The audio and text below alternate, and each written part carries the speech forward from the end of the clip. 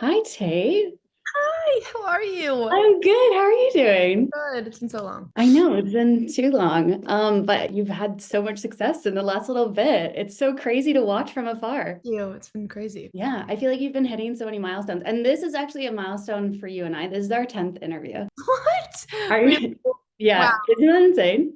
such a good pair. It's I know. perfect. Hey, it's Shannon from iHeartRadio Canada, joined by my good friend Tate McRae. Tate McRae, how are you? I'm good. How are you? It's so good to see you. Not as fun as last time we were in person, dancing, doing TikToks, but I love the sign that says Tate McSlay. Hell yeah. Who is the person that you're most excited that has like followed you online since your rise to fame? I could never choose. Tate McRae. Everyone clap. Woo! Yay! They keep bringing us together. Also, before we get started, I saw this on Twitter this morning, and I have to show you because I don't know if you've seen it already. There's a photo going around of a young Lady Gaga that people are saying looks like you. Really? I know your thoughts on it. Oh, there's a ring. Do you I see kind it? of see it actually. I can see it too. I kind of see it. Heard that comparison before. That's Like crazy. And that photo was taken in 2003, which is also wild because that's when you were born. out of the womb. Yeah, It totally. When you was. guys are like connected in another life or something. Yeah, that's true. Have you had a chance to relax? Will you get a chance to relax before heading out on tour and everything? Yeah, I went home for Christmas and New Year's and just kind of spent some time with my family. Um, and now I just literally got back into the studio yesterday. So I took like a nice little break after a very crazy couple months. Yeah, back in the studio, like writing. Yeah, I mean, just like chill, just like getting back into it. But Yeah, yeah, all good. crazy. Congrats on the album. It's fantastic. Thank you. I'm It's happy. so, so good. I can't believe like everything that you're doing. It's so awesome. Last time that we chatted, you talked about disliking home shows, like doing shows in your hometown. My last tour was last year and we didn't start with Calgary on it. Okay. So now I'm like scared of it because I'm like, I haven't done it for now like 3 years. I'm now just like terrified to like see my friends. And also all my friends they're like, oh, you should play a show in Calgary. And now I'm just like, no. Maybe one day we'll make our Right. way over there. And now you're doing a show in your hometown. How do you feel about that? I'm really excited now. I think I'm like getting to a point where I'm like, okay, now I just have to be excited. I'm obviously still terrified because like performing for people you know is 10 times worse than performing for complete strangers. But I'm like ready. I'm Stampede's so fun. Everyone will be there and having a good time. So I'm excited. It'll be good. Yeah. I feel like it's a good time of year too. People will just be like partying and Yeah, it's summer. It's like it's good. And Stampede, no one really cares. So maybe it'll just be true. like easy first show. Yeah, everyone will just be like wasted. Right, exactly. Yeah. So like, how does it feel for you? Because every time that you come to town, I try and see you, and every single time that you're here, you're in a bigger and bigger venue. So that's got to be so surreal. Like every time you come to a city again, that it's just bigger than the last time. Yeah, I mean, I think in Toronto this year we're playing Budweiser, which is like 16,000 people or something, which is like so crazy. But yeah, I'm beyond excited for tour this year. I think it's just, I mean, it's yeah, some of my biggest venues, and I'm able to like actually put together like a real show this time, which with like lots of things going on. So I'm excited to start like talking about it and making it come to life.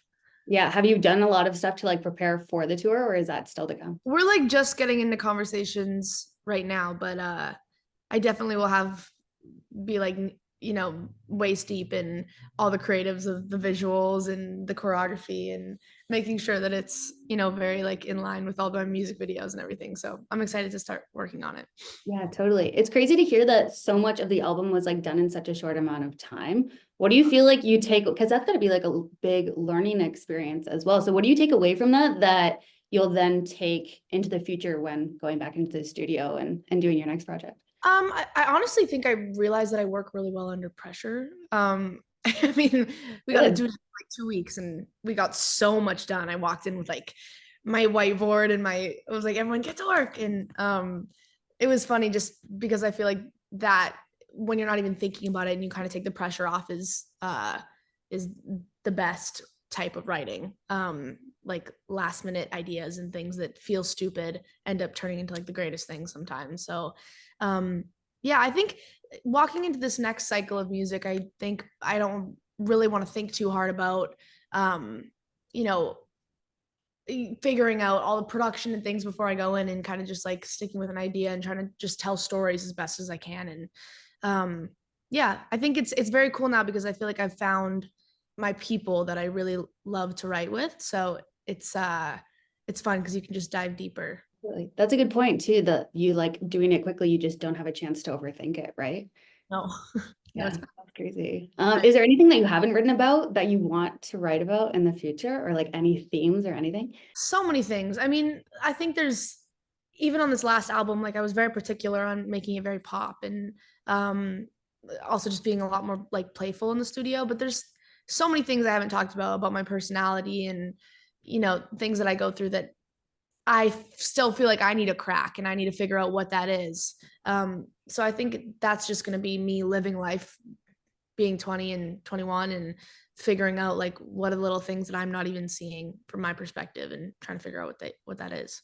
Yeah, that's cool that you can like document that in such a art form as you age. It's like a scrapbook, but yeah, it's crazy. It's so interesting because sometimes when you write, it's such a weird thing, because I really believe in like manifesting, and whatever you write down is like very important. Like your word is very important. And sometimes you can completely write a song and manifest it into your life, which is so freaky. And or you can like write about a concept and it gives you complete clarity about something that you were like, whoa, I didn't even see that in person. So it's so fascinating sometimes. I'm just like, this is so wild. I predicted this like 6 months ago.